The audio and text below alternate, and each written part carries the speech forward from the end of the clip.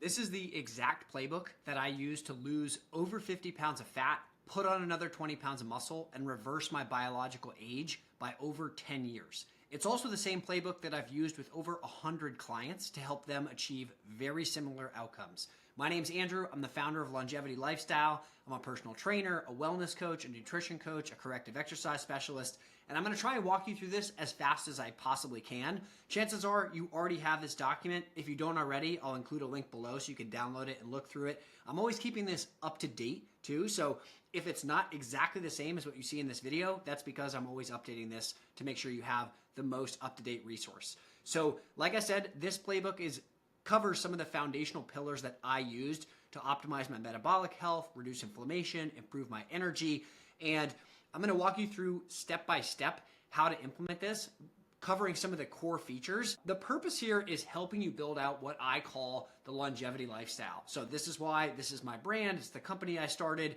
It is the thing that I help all of my clients build out, and it's ideally designed to help you not just live the longest life possible, but to maintain the highest quality of life for as long as possible. So that's what I'm all about, whether it's content that I put out on YouTube or X or LinkedIn, any social platform, resources I put together like this, coaching programs, educational content. That's my goal, to help you live the best life for as long as possible. So we're going to try and go through this rapid fire, and really quickly, I'll give a little bit of insight into my backstory. In my mid-20s, I was dealing with a ton of chronic inflammation. I was over 50 pounds overweight. I had to go through a bunch of surgeries. So I had a bunch of knee surgeries, some hip surgeries. When I was a kid, I had sinus surgery. I always had inflammation going on. I wasn't really sure why.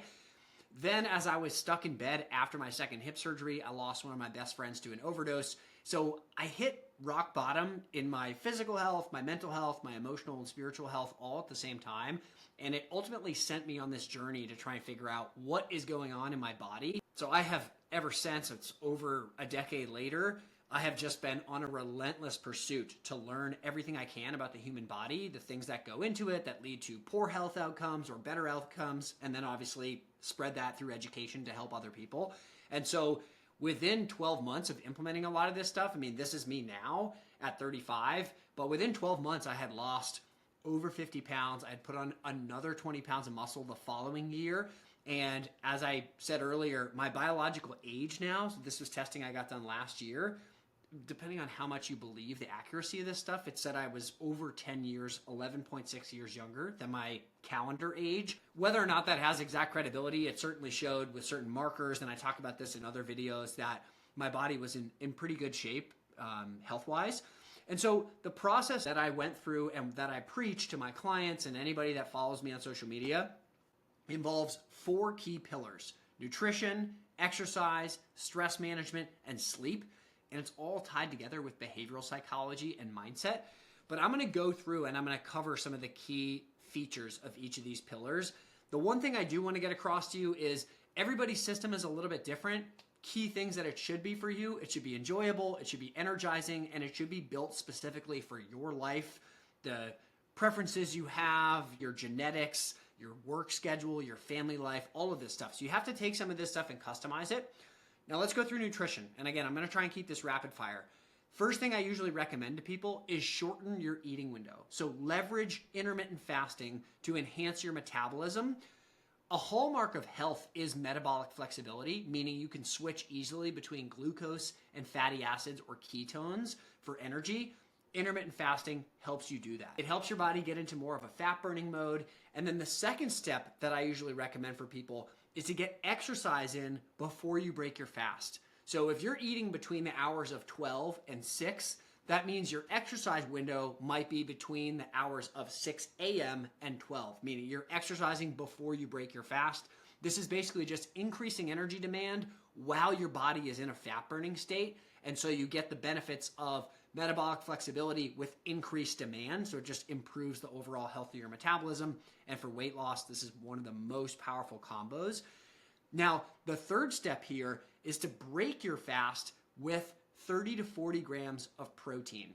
I also recommend you have that in your last meal as well. So protein serves as a building block for all of your cells, all of your tissues, your hormones. Getting enough protein is extremely important, period.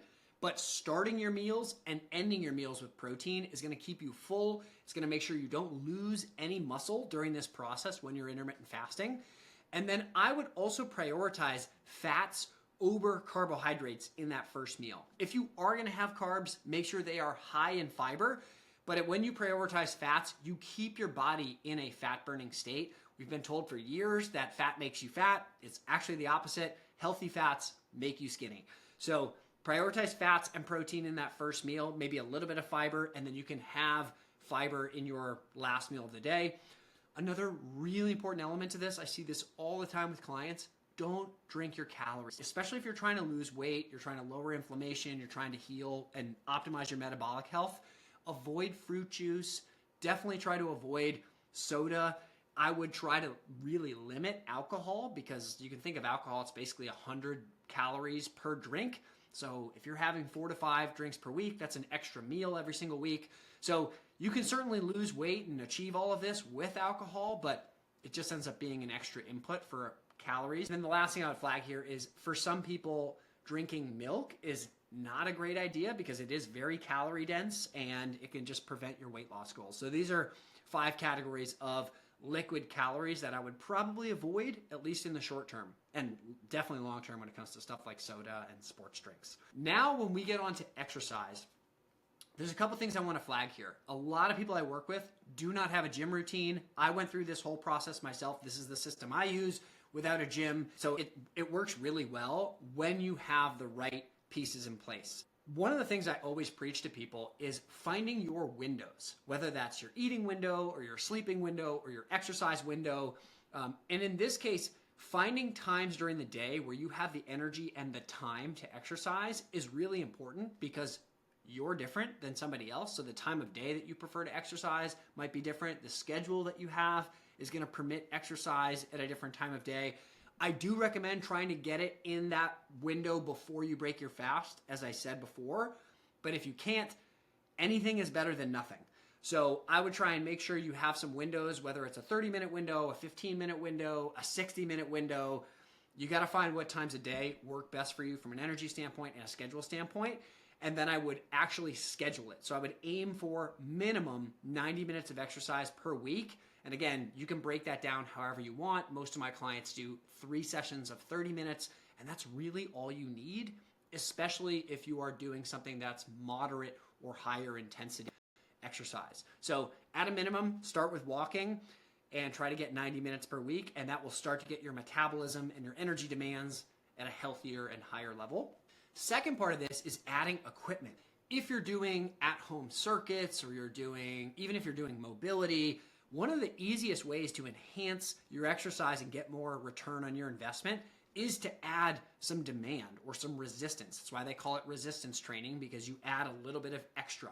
So this could be a kettlebell, my personal favorite, could be a dumbbell, could be an exercise band. I mean, you can literally pick up a brick. It may be kind of hard to do, but anything that has a little bit of extra weight, grab your child and do some body weight squats with your child. You can get super creative with this. The last piece of this is variety, which I always preach to people because variety is the spice of life, right? Routines are great. They keep you in a rhythm, but when you can add in stuff that's new on a daily basis and switch it up, it's really helpful just to keep it fresh, to prevent you from getting bored. Pick different types of exercise, add them in, and then also get creative with doing these in short bursts. So you don't necessarily need a 30-minute window.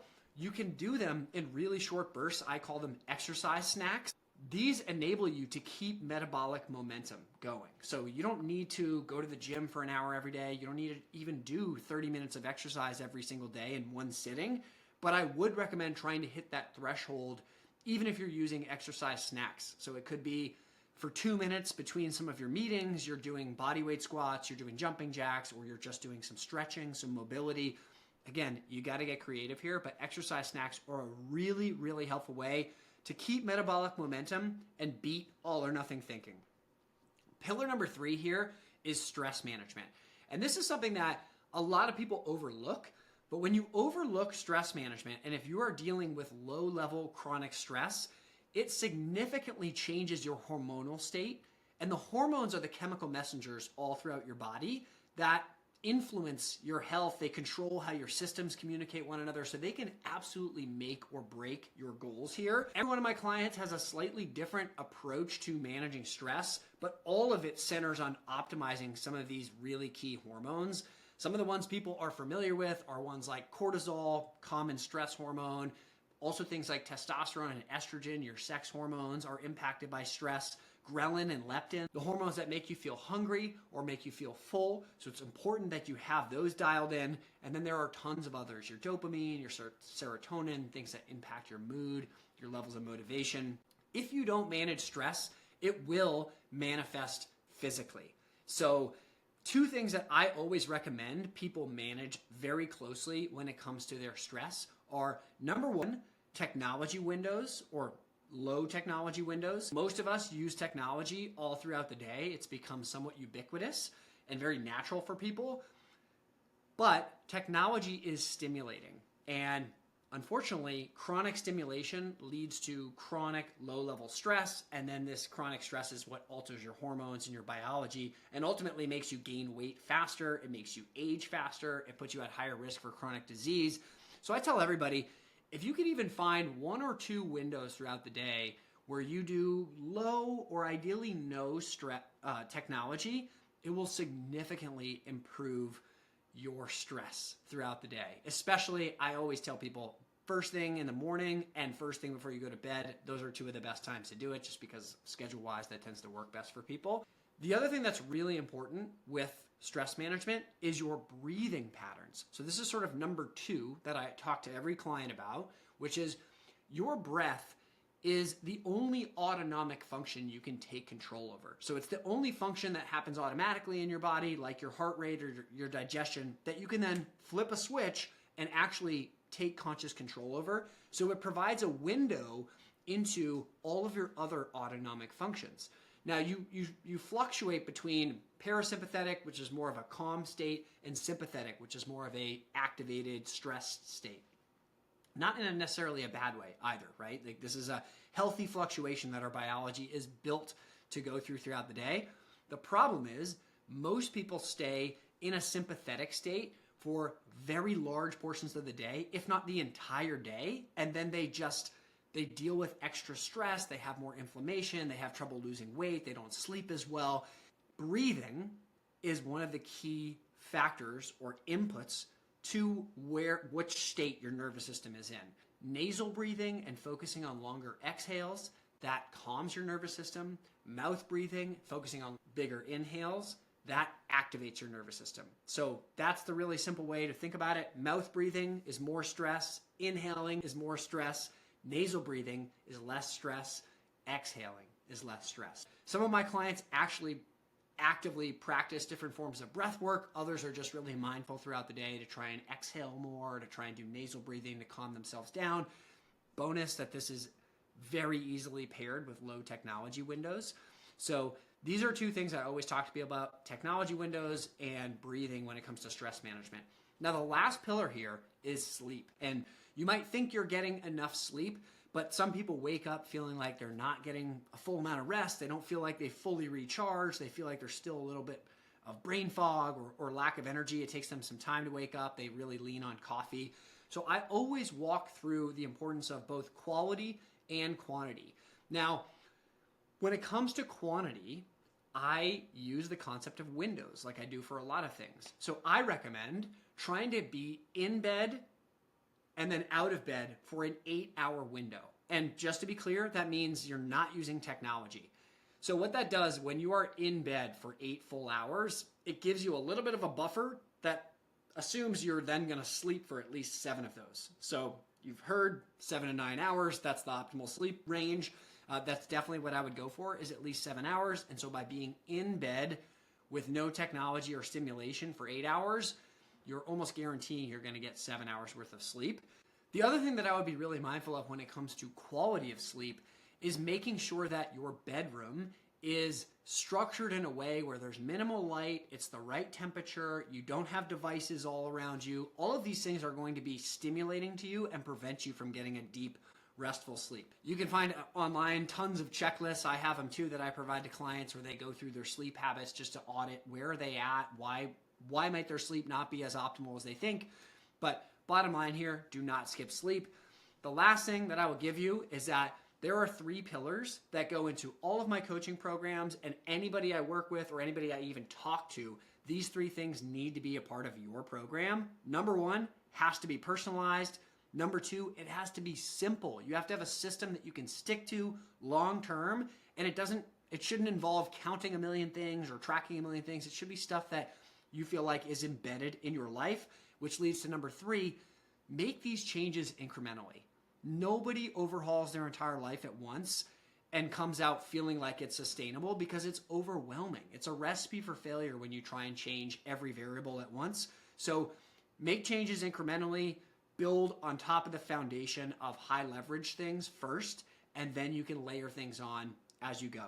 So I hope this was helpful. If you want to chat about this and potentially work together, we can hop on a call. It is no strings attached. We just talk about your situation and your goals, and if it feels like a fit, I can tell you more. But I appreciate you for being here. Again, if you don't have this document and want the most up-to-date version, you can download it below. I appreciate you for investing in your health. It is the foundation for everything else in your life, and I wish you the absolute best of luck.